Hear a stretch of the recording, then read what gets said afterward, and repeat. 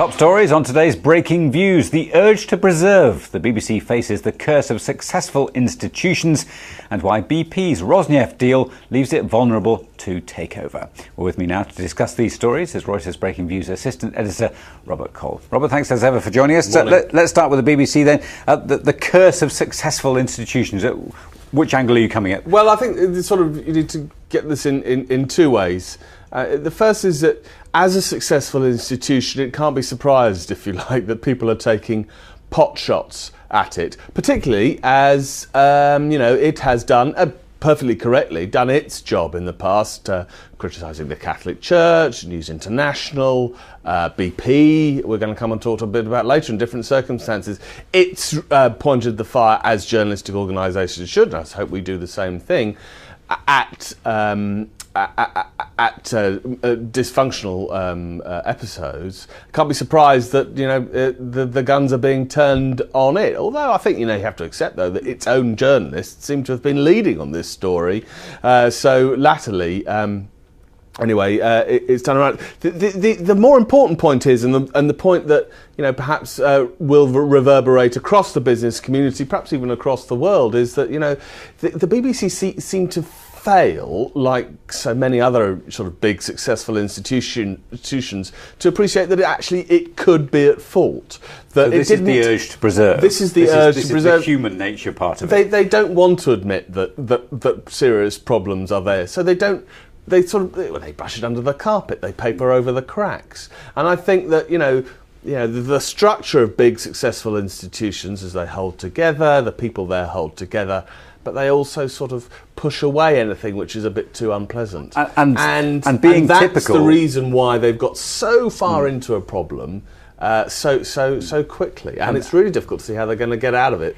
And being typical, we are beginning as the general public to understand how far you can get into a problem before admitting it, and then we've seen what the problems are afterwards. And you think, what do we get as the next stage? Do we get resignations? What are we looking for realistically?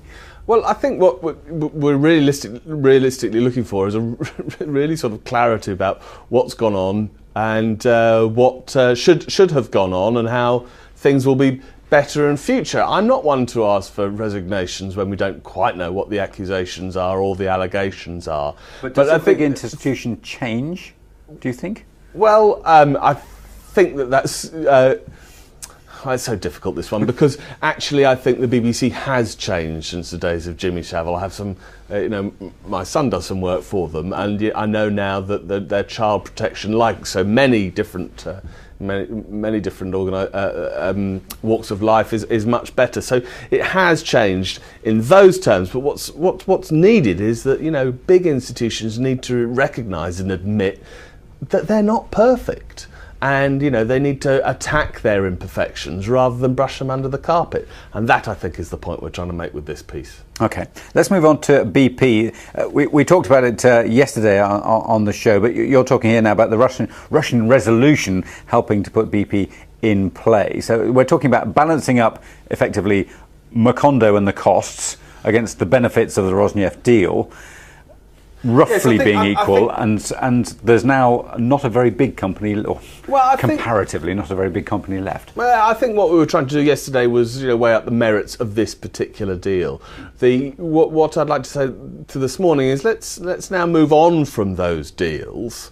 Let's move on and say, well, the Russian issue, which has been one which has been troubling, shall we say, the company for some time, now looks like there's resolution. We call it good resolution or bad resolution, but we have clarity about the relationship that BP has with Russia. We also may have quite clearly some clarity on its continuing obligations to the Macondo settlement. We might get a line drawn under that before the end of the year, as soon as the end of the year. And now, our view here that we're simply putting is that Russia and the US were two kind of poison pills which stopped any bidder even thinking about trying to make an approach for BP.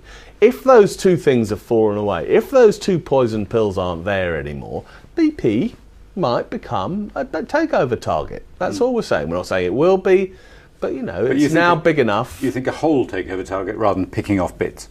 Yeah, no. Why pick off bits when you can get, you know, a medium to big size asset at a price which might be attractive given its history. Not sure who's going to make that bid, and you know, Well, might have some, but there might be the less than usual suspects. You know, maybe Rosneft itself. Okay, Robert, thank you very much indeed for that. That's all for now. My thanks to Robert, as ever. For more agenda-setting financial insight, watch our US Breaking Views show every day at 12:30 Eastern, 17:30 BST. I'm Nigel Stevenson. This is Reuters.